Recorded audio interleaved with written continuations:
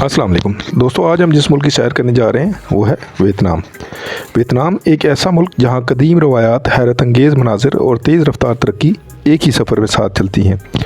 जनूब मशरक़ Asia का ये खूबसूरत मुल्क अपनी घनी वादियों, मजबूत तहज़ीब और ना झुकने वाले हौसले के बाइस दुनिया भर में जाना जाता है। इस मुल्क का असल हुस्न छुपा है इसके शहर और कुदरती नज़ारों में।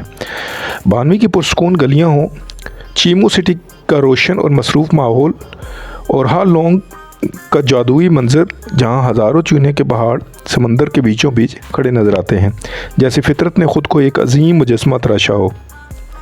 तो वियतनाम की सरज़मीन पर सदियों पुरानी तहज़ीबों ने अपने नकूश छोड़े हैं।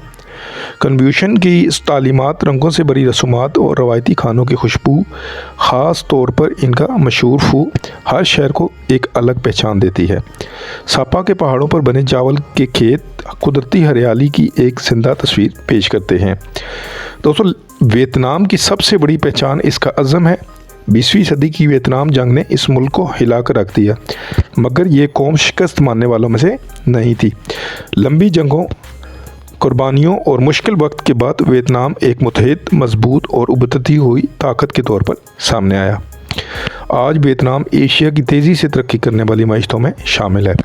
सियाहत, ज़राअत, टेक्नोलॉजी और सनत में हैरत अंगेज़ रफ्तार से तरक्की हो रही है।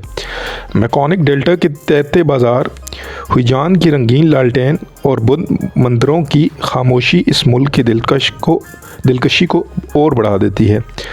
वियतनाम के लोग मेहनती, मेहमान नवाज और अपनी सकाफत से बेपनाह मोहब्बत करने वाले हैं। इनकी सादगी, इनकी मुस्कुराहट और मजबूत जज्बात इस मुल्क को एक दिलकश रूह बख्शते हैं।